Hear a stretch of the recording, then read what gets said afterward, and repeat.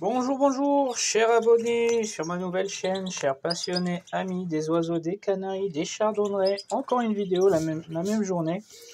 C'est une brève vidéo qui va vous montrer quel type de nid j'utilise pour mes chardonnerets mutations.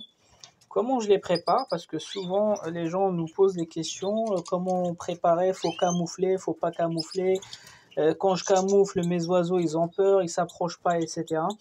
Donc je vais vous partager mon expérience sur la préparation des nids de chardonneret. Donc pour ça, je vais vous montrer les matériaux que j'utilise. Donc c'est un nid de ce type-là, donc basique, que vous trouverez sur les sites de Quality Bird ou Horny Bird. Il est fait en bois avec des barres métalliques mais qui ne sont pas chromées, c'est pas galvanisé. Et donc du coup, ce nid-là, moi j'en fais une seule utilisation. Pourquoi? Parce qu'après avec les jeunes, ça va se salir et comme c'est un bois qui ne se lave pas, c'est du bois vraiment basique. Ça veut dire s'il prend de l'humidité, il gonfle et il se transforme en fait en lamelle. On le voit ici, hein, il n'est même pas encore utilisé, il est déjà en lamelle. Donc voilà, donc ce nid-là, il doit coûter entre 4 et 4,50 € ou 3,50 € et 5 €. Enfin, bref, il ne dépasse pas 5 €. Et moi, j'en fais une seule utilisation. Pourquoi? Parce qu'avec les premiers jeunes, il va se salir et je suis obligé de le jeter et le remplacer par un nouveau. Je vais aussi, sur le même site où vous achetez ça, vous trouverez en fait ce genre de fond de nid. Il coûte légèrement plus cher, donc je vous montre, c'est ça, hein.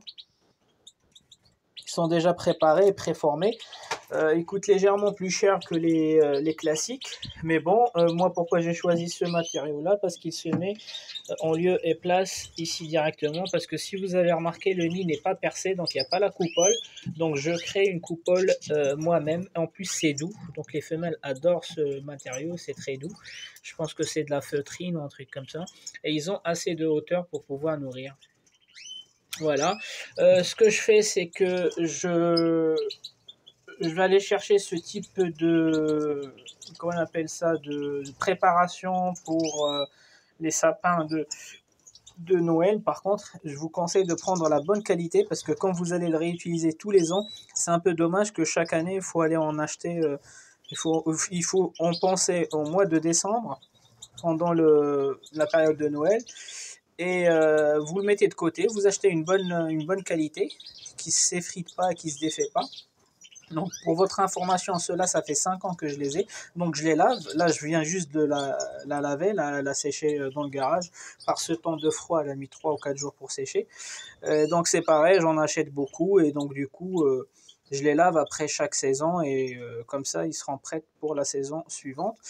Donc j'ai besoin de ça, vous le découpez en petits morceaux. Donc celui-ci, je vais le découper en 2 voire 3 morceaux. Pourquoi? Parce que je vais le mettre uniquement sur ces côtés-là. Pas besoin de tout obstruer ici, hein, faut pas tout boucher. Vous mettez un ici, un deuxième là, un là, voilà, vous mettez deux par côté, c'est largement suffisant. Et j'utilise ce genre de bracelet, moi je les appelle bracelets, hein.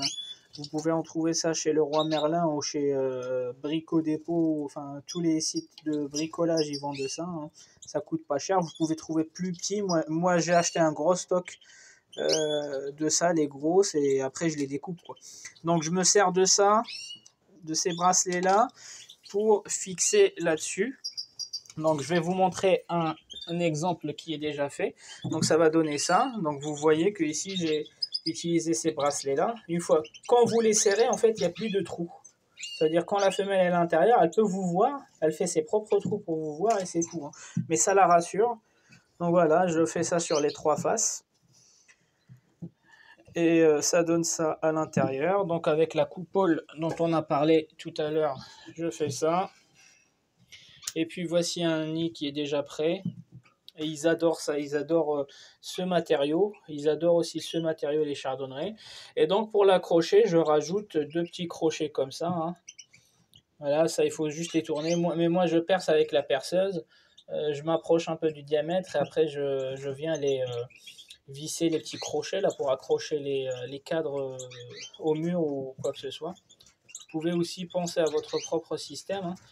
Et donc, du coup, voici un nid qui est déjà prêt, camouflé, mais pas trop, parce qu'il faut pas trop... En fait, les chardonnerets, ils n'aiment pas trop de couleurs. Encore le vert, ça va. Même le noir, ça va. Par contre, faut pas mettre du blanc ou faut pas mettre du jaune, faut pas mettre ces couleurs qu'ils trouvent pas en fait dans les sapins, parce que généralement le chardonneret il préfère le sapin pour nicher.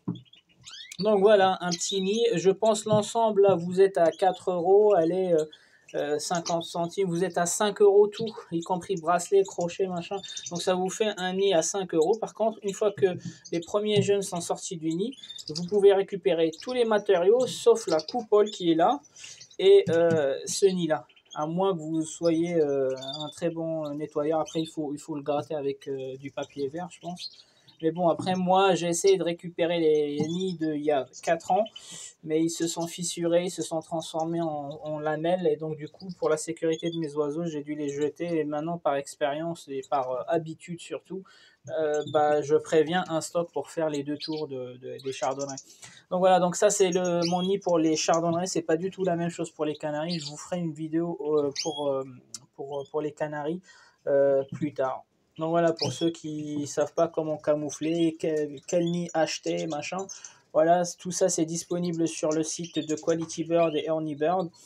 Et après, il faut 2-3 bracelets comme ça et c'est tout, hein, la préparation elle est facile. Ciao.